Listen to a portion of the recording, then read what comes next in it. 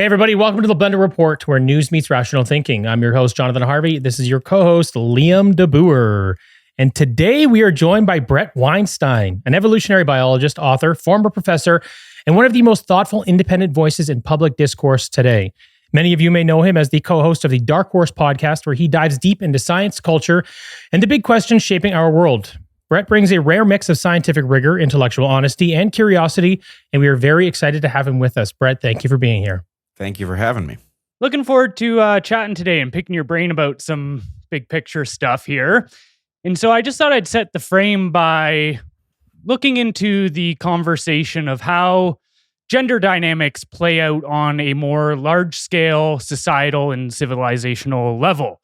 So the way that I see it is that you have different levels that create a civilization. At the very bottom, you've got individuals, and then individuals come together to create families. Families come together to create communities. Communities come together to create cities. Cities create regions, provinces, states, and so on. Then those come together, create nations. And then above that, you have civilization, what we would think of as Western civilization, this conglomerate of different nations. But at the very bottom of that is you've got individuals and families. And so this is a issue that has, been on the forefront of my mind, especially for the last year or two, once I started thinking about how it seems that men and women are diverting further and further away. Divorce is becoming more common. Birthing rates are dropping. And so if we want to protect that thing that we love called civilization, then we need to kind of understand how these base level dynamics work. And so I would just love, before we get into any specific level, just kind of get a overview of how you see that dynamic in the modern world playing out between men and women on a societal level. So if I understand you correctly, we should define our pronouns. Is that where you're headed? I'm going to put it under your name, Bret. You don't have to worry. Oh, perfect. We'll see if you can guess. Yes, I don't disagree with that framing at all. I would add to it what I think you clearly imply, which is if that foundational layer isn't functioning, it threatens the layers above, which I would certainly agree with. But yeah, I think we're watching an absolute train wreck, one I believe could have been avoided, and that if we want to preserve civilization, which we absolutely should, that we would be wise to treat this as an emergency and fix it as rapidly as possible. Not that I'm expecting us to do that, but the continued disintegration of civilization is a major preoccupation for me. Sounds like it is for you as well. Yeah, I would agree.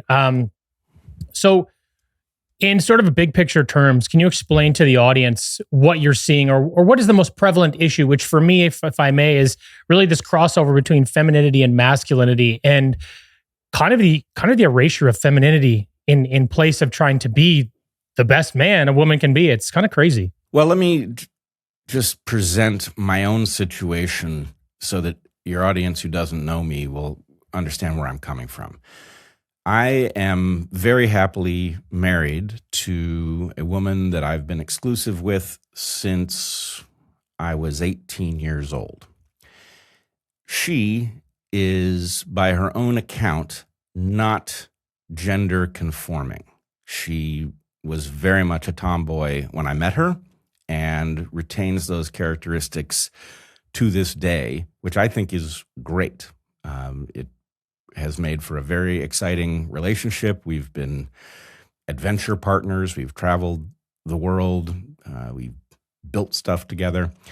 And so I don't live a traditional life. And I think it is important that we not only recognize the possibilities of what is now called trad, and the alternative, which is, to my eye, gender chaos, but that there is a third possibility which involves a renegotiation of the arrangement between the sexes, which I know for sure can work, and I believe is really the only long-term viable option on the table. we can't really go back. And the reason that we can't go back is that what fundamentally changed male-female dynamics was the invention of reliable birth control. And what that did was it lowered the stakes on sex for women in particular, women who evolutionarily are built to be obsessed with the danger of being stuck with an offspring and no partner in raising it. So evolutionarily speaking, human offspring have become extremely altricial. That's the term, the technical term. Altricial means helpless. And one should pay attention to the fact that our species contains the most altricial of offspring that literally can't even roll over on their own when they're first born. And at the same time, we are the utterly dominant species on the planet, capable of bending nature to our will. That is not a paradox. The fact that we have very helpless children and are very powerful are two sides of the same coin. We have the ability, uniquely among all animals, to swap out our software program without changing our genes or our physiology. And that has enabled us to do what no other species can do. Our species, unlike any other species, doesn't have a niche. We actually move between niches seamlessly by swapping out our software program as needed.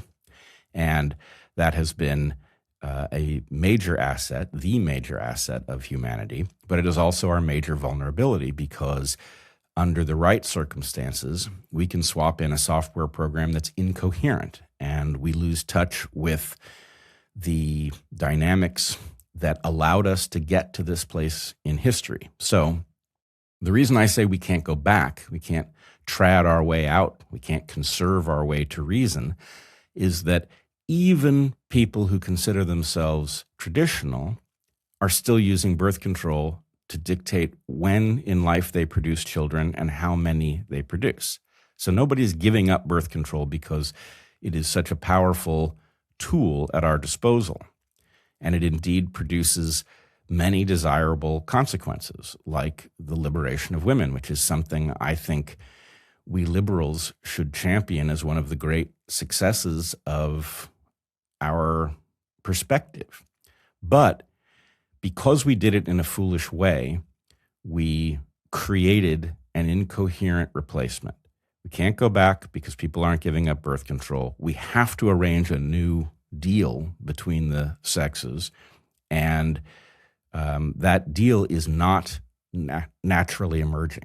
Now, I do expect if humanity survived another 500 years, the chaos would eventually resolve and people who had worked out that deal would outcompete those who failed to, and ultimately a new software program would be discovered.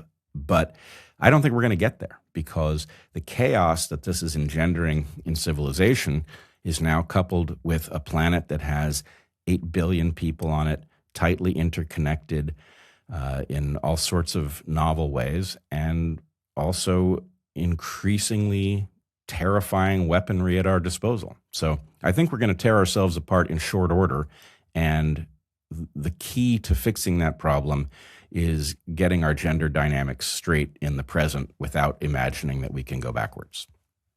Yeah, I agree in the sense where I think the landscape has changed so much that a lot of those more, traditional ideas can't map onto it, especially with the way that technology has gone and such. But what does that third pathway look like? What would you imagine some of those new, rules, so to say, between the sexes should be in this new technologically advanced world? Well, I can certainly speak to what Heather and I have discovered, and I will not say, I don't want to imply that that was seamless. We didn't know that we were discovering a new dynamic. That wasn't the terms in which we thought of it. So I can say something about one example that I know well, but in a more general way, I would argue that in retrospect, the following thing is now obvious. The liberation of women allowed women to join men in many of the most exciting aspects of civilization construction. And women are very capable of inhabiting those roles, as their first feminist foremothers predicted. However, let's take the example of science, my home turf. Science is fundamentally a competitive endeavor, overtly so. It doesn't work if you remove that dynamic. So the dynamics of science are more naturally male in nature. When women joined science, and now in most sciences, women have achieved parity or better in the West, there was an overthrow of those male dynamics. They were understood to have been suspect because they were male and because they excluded women from those roles. But that's not what was going on. Those dynamics had evolved within science based on the fact that they work. So what should have happened, what Heather's career trajectory clearly demonstrates is possible, is that women should have joined these fields and should have learned the male dynamics that allowed them to work, rather than overthrowing those dynamics with no replacement available. What happened instead is there was an overthrow, and the overthrow resulted in female dynamics inhabiting these effectively airplanes in flight and disrupting their function. So I would just point out, if this is too abstract, people will have noticed that men, when they gather together for whatever purpose, tend to give each other a hard time. It's part of the male dynamic, and it's not mean-spirited. In fact, it makes men stronger. We push each other around, we expose each other's vulnerabilities, and that applies to people on our team as much as it does to our competitors. That makes those teams stronger. And you can see this in sport or any other realm where males are competing in isolation. Females, on the other hand, very frequently take their responsibility to each other to be purely supportive. So you will find women affirming each other reflexively. And this does have a benefit. It makes a woman feel more confident. She's being told, yep, you're doing it right. You've got this. And that may blind her to what she isn't doing correctly, which, if she were male, would be exposed as a natural matter of interaction. So human culture is a complex phenomenon. It is not, unfortunately, explicit. In other words, it's not like a computer program where next to a particular subroutine, you'll have a comment that tells you what the programmer intended it to do. It would be lovely if that were the case, but it's not the case. So when we look at men giving each other a hard time, we may think it's frivolous, but it isn't. So the idea that an ancient art like science would be rebootable under some new rules without an opportunity to test whether or not they were as successful as the old rules is preposterous on its face. So rather than the overthrow, women should have allowed themselves to be brought in on the culture of science that functioned, and some did.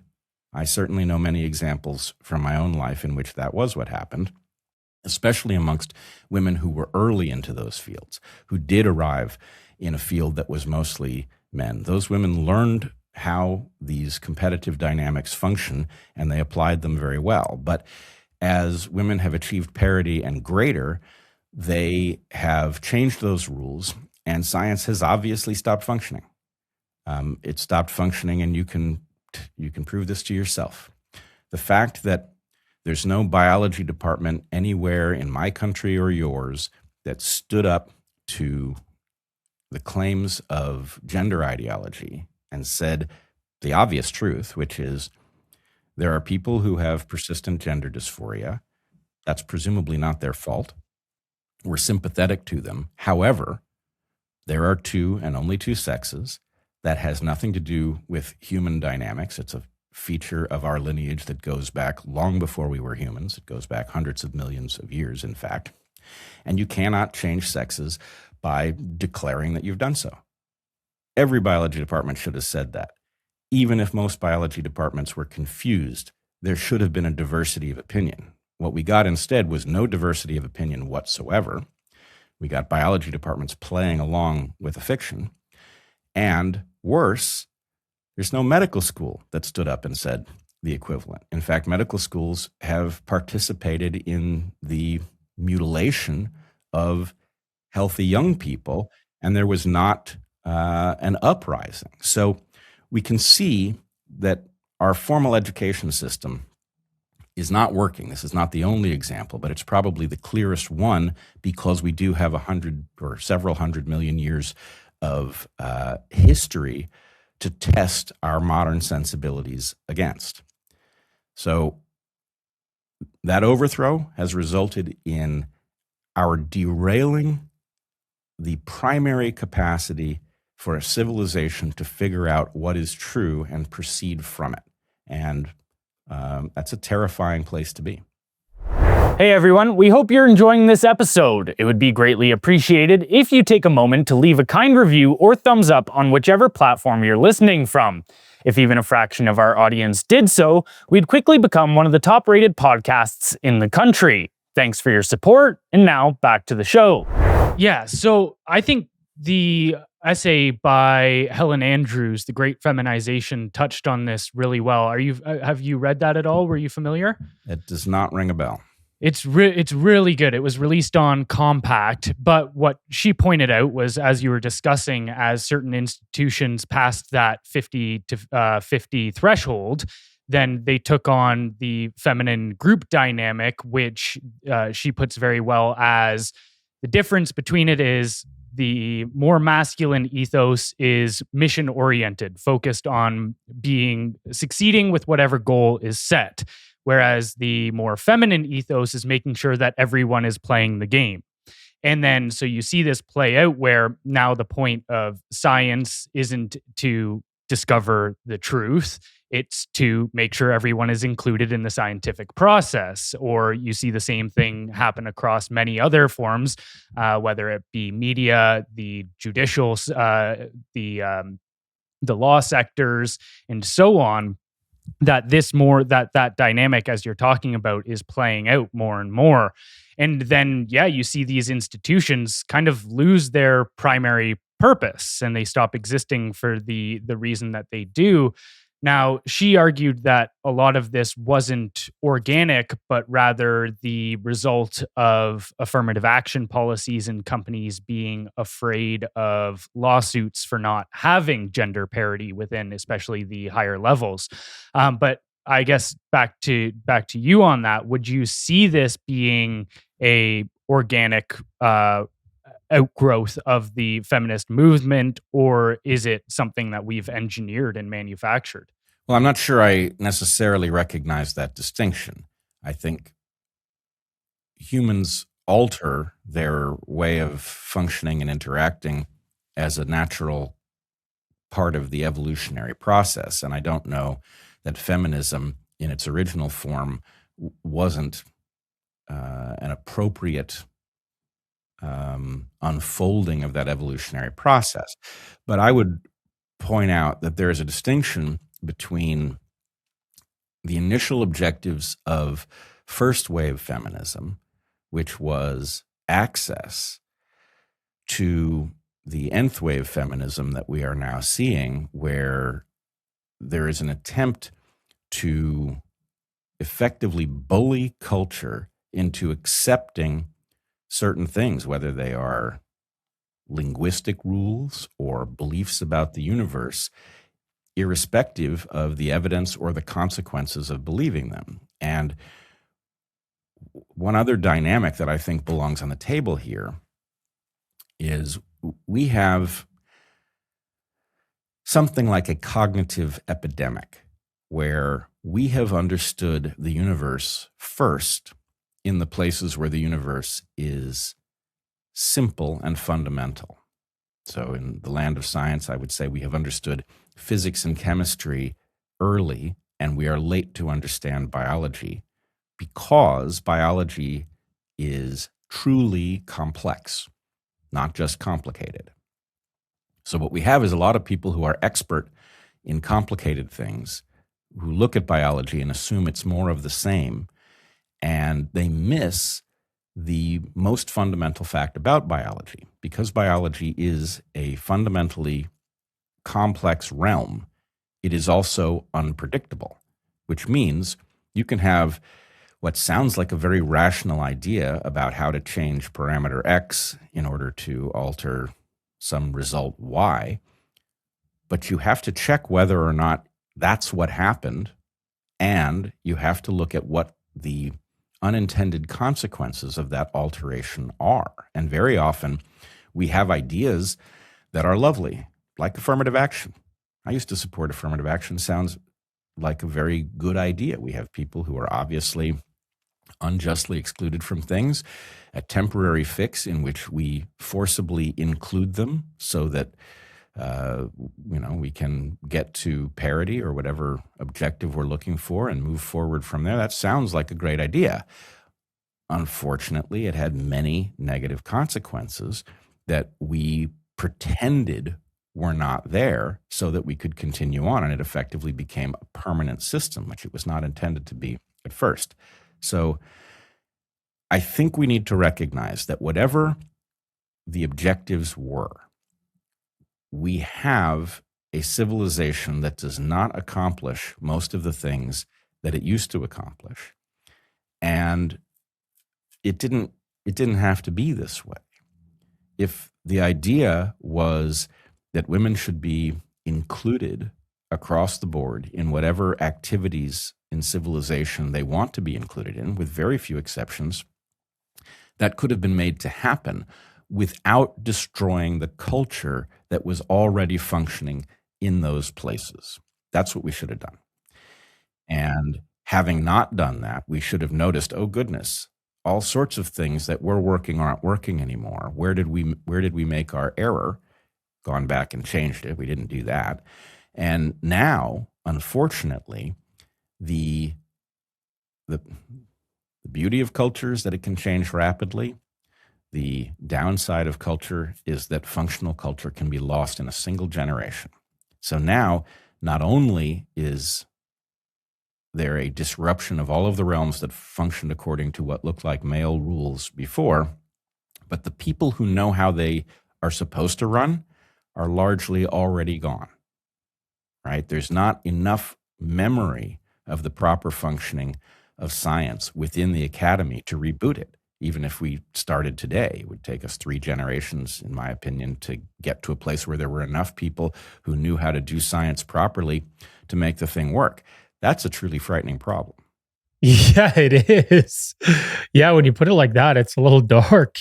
From my side, it's unique. I'm similar to you. I've been with my wife for 20 years. We met when she was 18, I was 20, almost 21. So what she was is sort of a first wave feminist. And she's come to rather dislike where the current market is at. And she actually made a really good point, and I'd kind of bring up is, she basically said, when you're looking at the combination of genders, it's kind of a yin and yang. You actually need balance. You don't need equality, because if you push for equality, you can't have freedom. So, and that's when you kind of look at it from a political perspective. And I think the same applies here. If you push for equality, well, you've kind of got this system where a high volume number of females are trying to enter these male spaces, which again, they're more than welcome to, but they're overthrowing it with more feminine strategy, feminine ideology. And like you said, it's breaking the system. But really, you're looking for equality, but then you're throwing everything out of balance. And if you don't find balance in the system between men and women, male, female, it will always It will always be broken. You can have something off kilter and equality, and it still kind of functions okay. But when something's out of balance, it falls over quite simply. And I agree with you when you look at the entire system of science as you've explained, it's upside down. So I have this question then. I'm of the same opinion when listening to you that this is going to be driven by correcting course from a scientific educational perspective in a big way. Sure, political as well, but really science. You think we're 3 generations away from correcting course. I'm an eternal optimist. How do we move in the right direction here? What do we actually do, and what does success look like? Well, a couple things. We're 3 generations, in my opinion, away from a system that functions anything like the one that we broke. We're not 3 generations away from things getting better. Right. Things could start getting better right away. I don't expect them to, but they could. 2 other points, though. Heather describes her own trajectory. She says that she grew up at the best moment to be a woman. And the reason she says that is because at the point, so we grew up more or less in the 70s and 80s. At that moment, it became possible for women to do just about anything that they wanted to. And that obviously is a major advantage. But there were not yet the assumptions and suppositions about how to do those things. In other words, these were women entering, I don't want to describe it in more perfect terms than it deserves, but more or less a meritocratic world where women could enter those realms, but they had to prove themselves. That has broken down. Heather now says she's concerned that having been a tomboy, she would have been pushed in the direction of trans ideology, which is a horrifying thought to her, to me, and it should be to everyone. So there's that. I also think yin-yang is the right way to think about this. And I find it interesting that we have to borrow from the Far East in order to find that description. We do not in the West have a close relationship with that kind of symmetry. But what I want to point out about it is not unequal. It is a complementarity, but if you look at that symbol, it is perfectly equal without being symmetrical in any of the traditional ways. It is a complex symmetry. So that is what we're shooting for, at least with respect to the relationship between men and women. Now, I don't really want to see that dynamic in something as important as science. In other words, science will be over on one side of the yin-yang in terms of how it functions. I'm perfectly happy for anybody who wants to join it to do so if they have the skills. But it will be of that dynamic, just as we don't expect women playing basketball to play so according to rules about everybody being included. Basketball is competitive. The women should play like the men because that's the nature of basketball. But in any case, I would point both young men and women to the examples that they have in front of them of people who have navigated the yin-yang, of institutions that have retained some of this culture, of which we have very few. So it's not an easy challenge, but I would say what you want to find are those few things that indicate what road we failed to take so that we can move all of those disrupted activities back on track.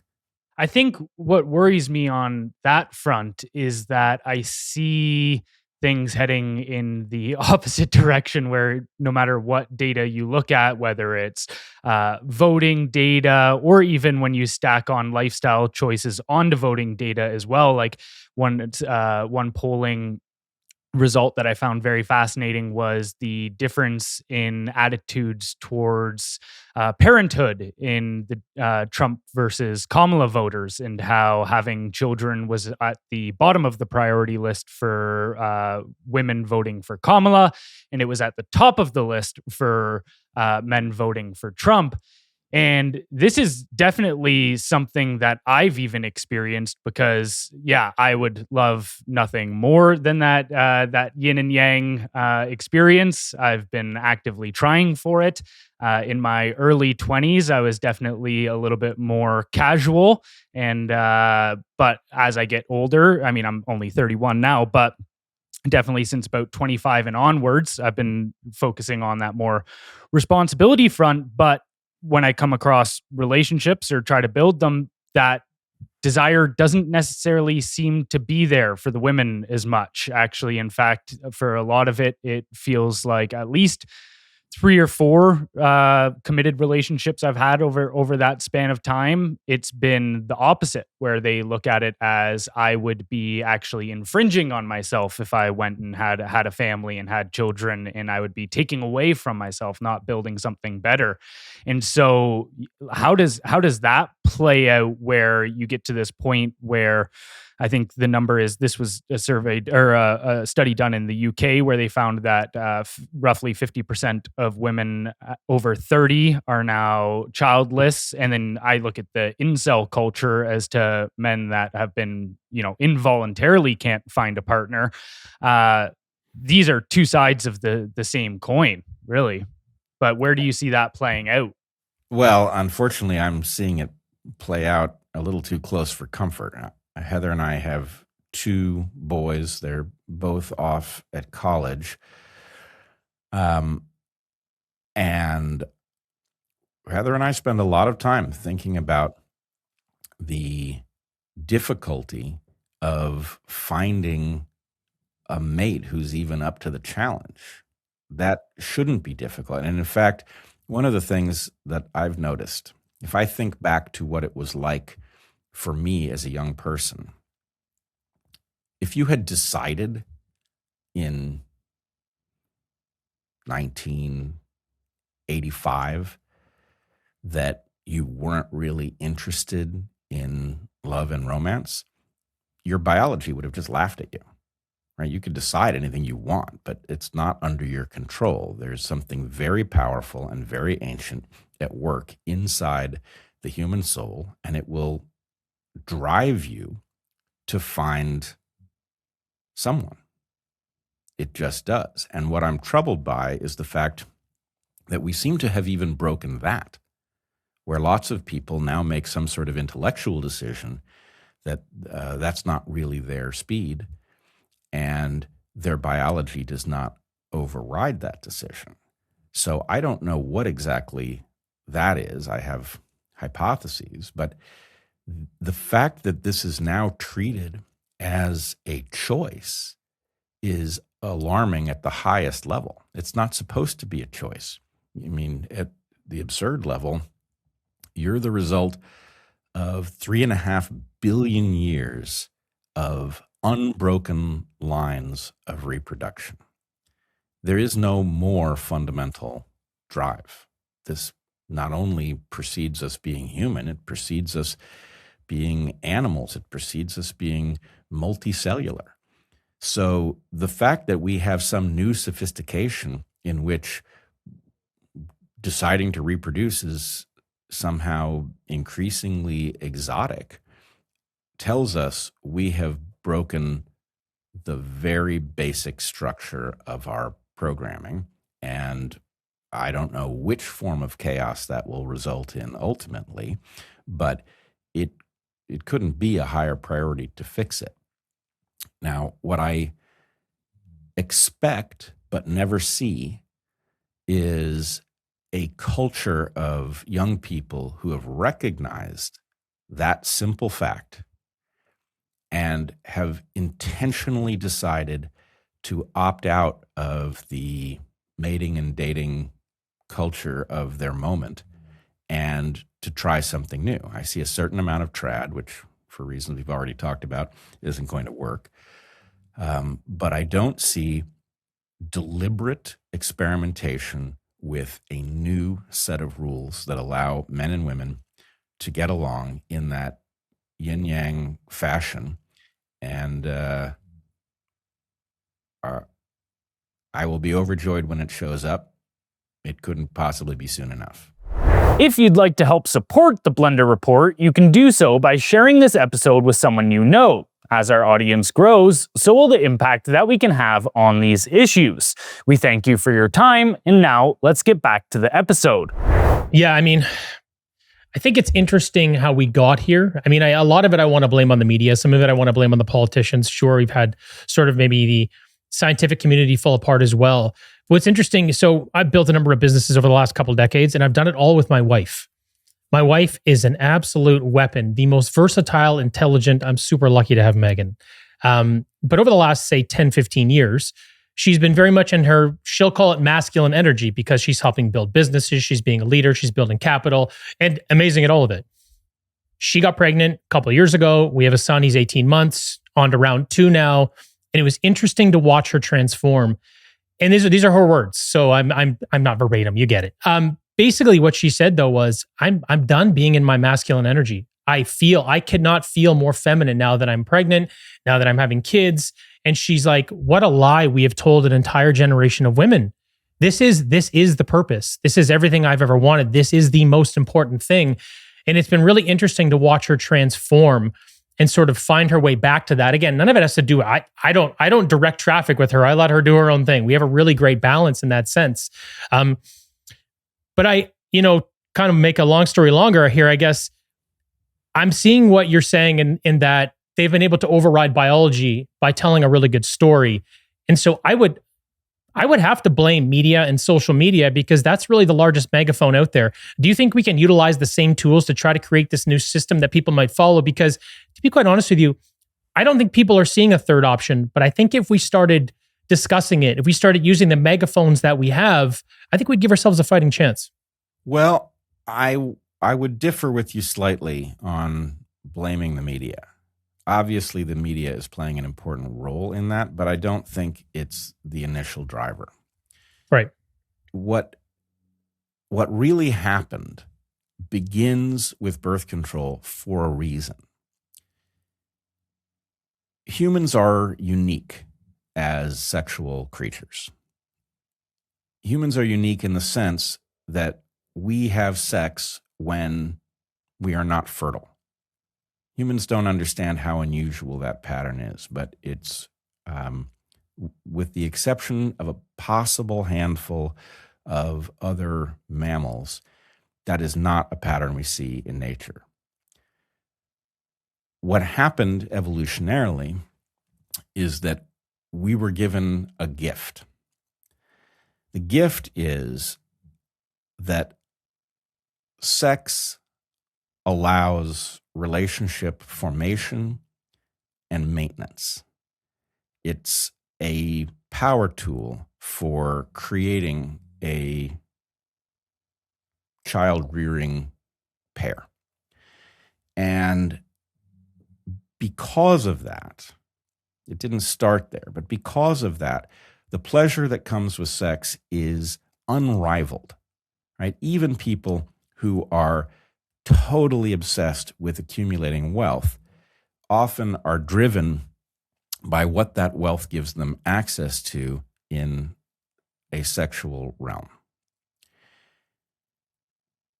When technological birth control became reliable, what it did is it made sex mundane.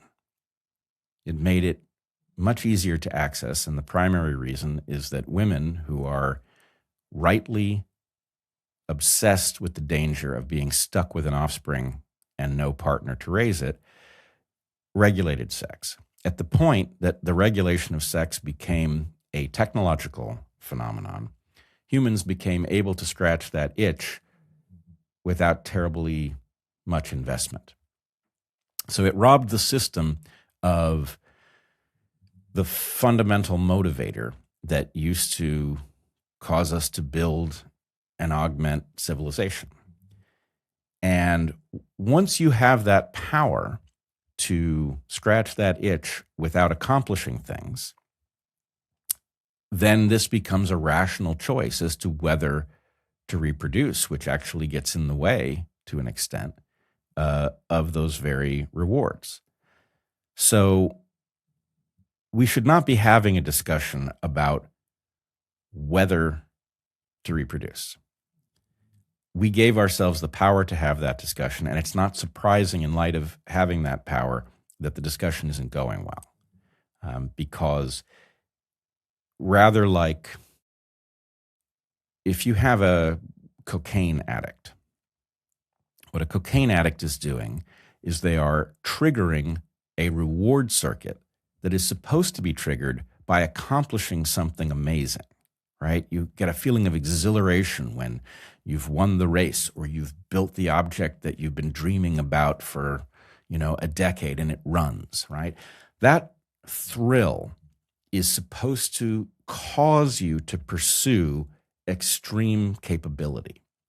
At the point you can trigger it with a molecule, you don't become superhuman, you become feeble, because what you would have been driven to do is no longer necessary. In fact, what you are driven to do in the case of something like cocaine is break the law and disrupt your physiology. So what we have are people who are addicted now to a junk version of sex who, just like an addict of a thrilling drug, can't be reasoned with. They're in denial about what it is that they've broken, and they think, in fact, the rationalization is exactly the same, right? The cocaine addict, until late in the trajectory, thinks, well, I don't have to do this. I can quit. At the point that it starts getting in my road, I will quit. And then they find that they can't. So in the same sense, you've got lots of people who think, I'm doing what I want. I don't want to reproduce. And if I decide I do want to reproduce, I'll do it then. I'll do it later. I'll do it in my 30s, right? And it doesn't work any better than just deciding that you're going to quit a thrilling drug, right? You discover too late that what you've done is eliminated the control you thought you had, and that it's a struggle to get past it, and most people don't. Well, I just want to piggyback on that analogy because I definitely think that this is what has played out in terms of after contraception became widespread and the loosening of sexual norms took over to the point where it was, okay, sex is just for fun, just, something to do on the weekends kind of thing. Then what ended up happening was you had a select few men become hyper successful within that market. So you have, you can even see it right now with the numbers on the self-reported men and women in relationships is starkly different. Fewer men report being in relationships than women. And you would think, how does that make sense? And then you realize, okay, it's a few men having relationships with a lot of women, and those women think they're in relationships, but they're not. And then what I think the consequence of that is once that started unfolding, then rightfully so, in a lot of instances, you had women develop a sort of negative connotation to men because they're dealing with the most successful that can then say to the end, and then they can, say, well, this is how men are. They will just leave me on a dime, and they don't actually want any commitment, when really that bottom, say 60 to 70% of men would be jumping at the bit for it.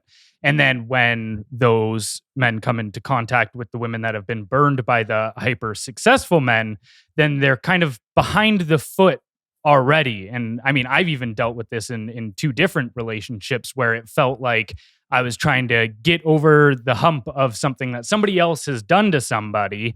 And then I'm stuck dealing with that. And I think that is actually, there's a lot of kind of cringe conversations around the whole, quote unquote body count conversation. And, I see a lot of terrible takes, but what I do think is one that a lot of people miss and I've never seen come up in that conversation is, that slow erosion of trust as a female has more male partners that go wrong, and then kind of stops them. So this idea that you could hop into a relationship at 30 or 35 with somebody and have that same level of trust and intimacy that you would have with somebody like, say, both of your scenarios where you guys met very early on in your life.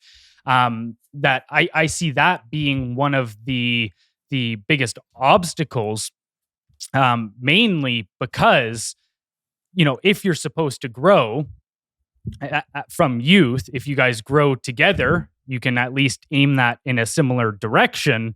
But it seems to me now that we're growing independently of everyone to the point where we're so far when we actually do connect that it's hard to bridge that gap. But it would age in that play into that as far as when people try to become partners and, start that family life. How do you see that play out? Well, I absolutely agree. And my perspective on this has changed radically. When Heather and I got together, I thought it was a bit unfortunate that it happened so early. So did I. You hear about people, Heather and I were not romantically involved in high school, but we did know each other. We were friends. And you hear about people who marry their high school sweetheart, and it's like, oh, that's nice. But it sort of sounds like you settled in some way. I now don't see it this way at all, because I think one of the major contributors to a really dynamic relationship that doesn't look like some traditional thing and doesn't look like chaos is developing together. And Heather and I, in fact, talk about this. We effectively feel like we grew up together, even though, we weren't together until 18 years old. That still leaves a lot of development to go. And so we have become extremely compatible, not because we were to begin with, but because we were committed to each other. And that's a lot of time for a yin-yang relationship that doesn't look like anybody else's to be discovered, to emerge, which is what happened. Oh yeah, the Tallow Truth. I've been using their products for at least 2 years now. It's all beef tallow skincare. I honestly love everything they have. I got hooked on their flagship skin cream, F-Bomb. Then I found out they had a sunscreen substitute, and it's awesome. I even use it on my kids. And then in one of my orders, they included like this lip chap, and I don't know about you, but I'm like a lip chap essentialist. I know that's not a real thing. But anyway, I'm now addicted to their mint tallow lip chap. Then they came out with this product called the Freedom Face Whip. Dude, it's literally the nicest thing I've ever put on my skin. And now they have a soap. So yeah, the Tallow Truth is what's up. I literally put that on everything. But I do want to point out a couple other things in relation to what you said. One, I want to nip one concern in the bud here. I think young women often hear this conversation, which typically, to the extent it's being had by anybody, is being had by men. And they hear it as blaming women for the dysfunction. When I say that this was birth control that set this in motion, that is not blaming women. That wasn't a female invention.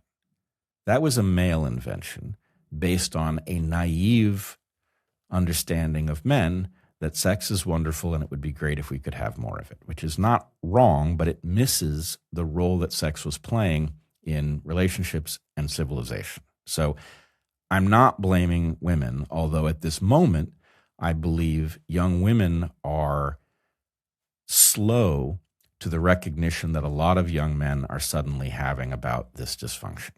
So there is a division of responsibility it's not the same on both sides of the equation. And in modern times, I think women are slower to wake up to what's going on for whatever reason. But it was initially not women, and it wasn't feminism either. First wave feminism, I believe, was justified and succeeded in doing something wonderful, but the train didn't stop when it got to the station. It kept going, and it's now done very destructive things. The situation you're describing with a few well-positioned men now occupying the sexual and romantic lives of many women is pretty obvious at the level of animal behavior. The technical term is polygyny, and the human term would be polygamy. And it's a little hard to recognize because those men are not always producing lots of offspring with many different women, though that happens. In general, they're behaving in ways that produce offspring, and we're technologically disrupting the production of those offspring. So it's confusing to us because we don't see a huge number of babies produced. But yes, I think women are misunderstanding this dynamic, that if I had daughters, I would have been very careful to teach them that men have two kinds of attention at a sexual level. And the fact that you have a man's attention has to be understood in the context of those two different types. If you have a man's attention on one channel, it actually disrupts the chances of getting his attention on the other channel. And so if you think, hey, I'm dating this powerful, attractive guy, and I'm going to be the one to rein him in, I'm going to take him home. The answer is no, he's using you, and he's going to marry somebody else who didn't behave this way. And if you knew that that's what you were doing, you wouldn't do it, because you would understand that it is a transfer of well-being, not only from you to him, but also a transfer of well-being from all of the guys who would be ready to forge such a relationship, who are sitting on the sidelines. And to your point about what happens when people step off of this treadmill and try to convert their lives into one of committed monogamous relationships, well, we've created a nightmare that was falsely portrayed. So I watched during the Me Too movement the outing of bad men, which was overdue and important, and the false portrayal of all men as in on that program. Well, where are we now? We have men who are almost universally educated about sex through pornography. And the pornography isn't like the pornography that existed when I was a kid, right? The pornography that existed, or that at least it was accessible, wasn't that accessible. And to the extent it existed, it was pictures of naked girls. And, there was video, but you didn't even really see it. Now what we have are pornographers competing for the attention of consumers, and the only way they have to distinguish their product from anybody else's is to make it extreme, to cater to demographics with unusual fetishes.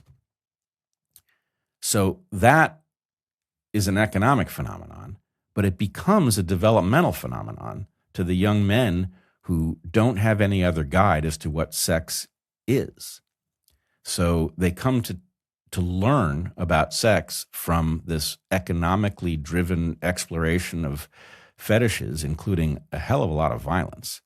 And then when a woman takes one of these guys home and he's eager to choke her, it validates this story that men are putting on an act of being civilized, but when the bedroom door is closed, the real man comes out, and it's not a pretty picture. And in my opinion, what this is doing is it is creating a circumstance in which men and women are becoming unsympathetic to each other, right? Men who are interested in relationships see women allowing themselves to be taken advantage of by powerful guys, not being serious about the prospect of building a family, having high body counts and thinking it doesn't matter, whatever that is. And women find men frivolous, obsessed by video games, violent in the bedroom. And so what's really happened is the affection that each sex had for the other has broken down because of a false realization that the other sex is kind of grotesque. And that is a hard pattern to break. For one thing, the game theory doesn't support breaking it, right? If you opt out, then the point is you're not in a position for somebody to discover that you're not like the others, right? You're just on the sidelines. So it really is going to take women who are younger discovering what many women are finding in their 30s as their biological clock forces them into some different headspace. Young women are going to have to decide intentionally to step out of that milieu and to only date guys who have also stepped out. And I don't know how that gets started. I mean, nobody wants to hear that from a guy my age. Somebody young is going to have to say that in language that resonates. But I don't see another way out. How much of this do you think is driven by society's incentive structure? And what I mean by that is we seem to be driving females towards the masculine incentive structure, power, profit over people. When if you really if you divide the two, men were more the ones that would chase power and profit, and women would take care of the people. And it's very innate. And I'm not saying that's all they have to do exclusively. I'm just saying exception rule. So it seems to me, just through our conversation, that society today has been rewarding females for playing the male's game, in a sense. You know, things with body count, things with income, powerful positions with inside corporations, all these other things. And it's permeated all through society. So how big a role do you think this, in my opinion, sort of broken incentive structure is playing in perpetuating this? I think a number of things are in play. One of them is competitors often induce each other to make errors. So some of what's happening is women are misinforming each other because they are cryptically in competition. Some of what's happening is that there are political ideologies which recognize the family as a threat. In particular, anything that moves in the direction of communism recognizes the family as a source of resistance.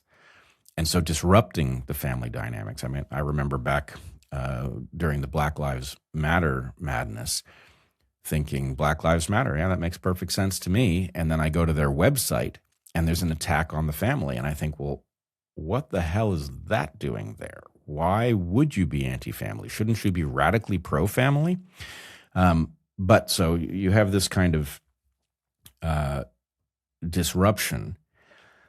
But I also think that there is a tendency to play out the gender dynamics that are natural between individuals at larger scales given the opportunity. And one thing that is not well recognized is that women, in the ancient context, have a powerful reason to test men. It's very important because the evolutionary reward for impregnating a woman and either leaving right away or getting the children to a state where the woman can manage them and then leaving, the incentives to do that is so powerful for men who have that opportunity that women have to deploy numerous covert strategies to discover how durable the commitment in any given man is. And this is the basis for the chase, basically. That, you know, if you go back and you review Shakespeare or any other great literature from 100 or more years back, you will find this tension within women and exerted on men. Men have to pass these tests traditionally. But in the current context, empowered in the way women have become, and again, I would defend the empowerment of women, there is a temptation to use those same strategies to solve the problems of life. And it has resulted in women pursuing guarantees, effectively pursuing commitment and guarantees of the important features of life from governmental structures, sidelining men from their fundamental role as providers. So I don't blame women for this. I don't think women know that they're doing it. But I do think that this was one of these places where there was a naive liberal notion about what should be true and what would happen if we made it true. And then something else happened, and we are now burying our heads in the sand and not noticing it, which is a normal female structure that is there for totally defensible, important reasons, is now being deployed at a scale that is catastrophic.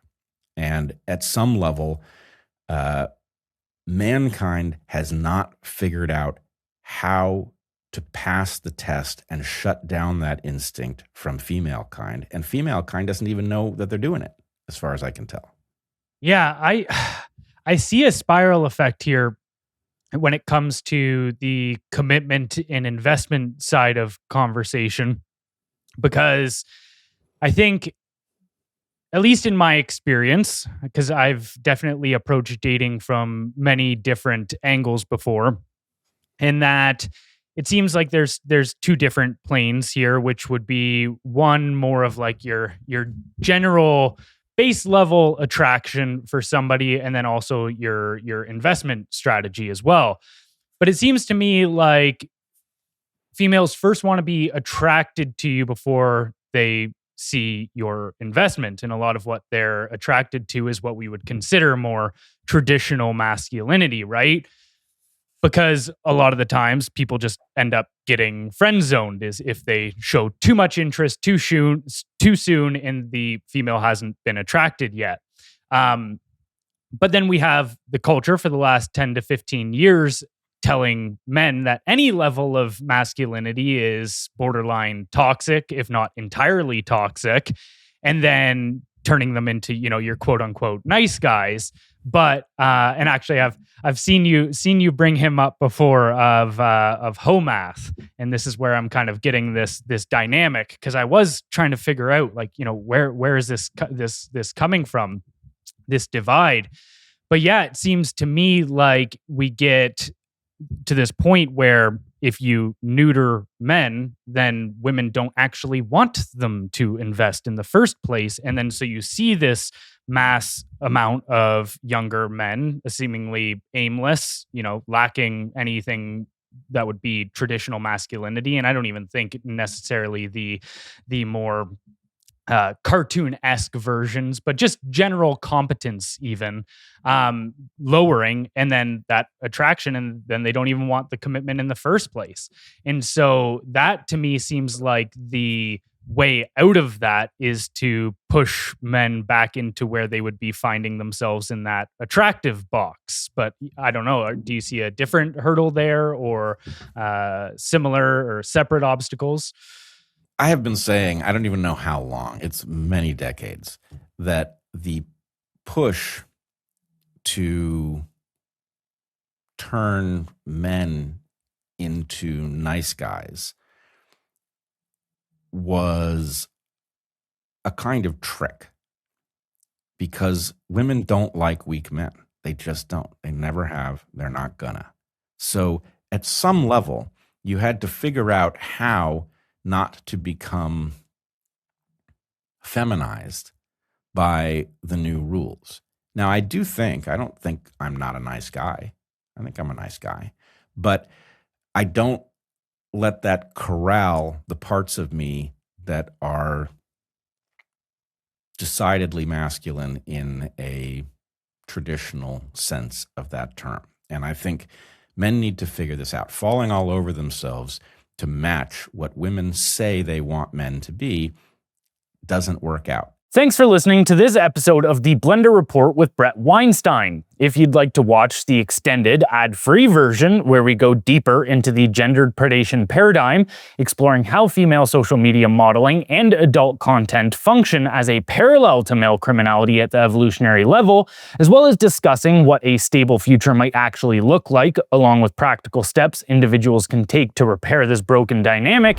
Society has to frown on slutty behavior in order to reduce the advantage that comes from it. The battle over whose fault this is, what should be done, what should have been done, looks exactly like a marriage gone bad. Knowing that that is all possible makes this a navigation problem. I know there's somewhere I want to go. I don't know what the path there is. When I change this parameter, does it appear to get me closer to that thing or farther from it? You can find it at blendrnews.com. That's BLENDR news.com. Going forward, we'll be releasing exclusive podcast content on our Substack. If you value these conversations and want to support the show, head over and subscribe. Again, that's blendrnews.com. BLENDR news.com.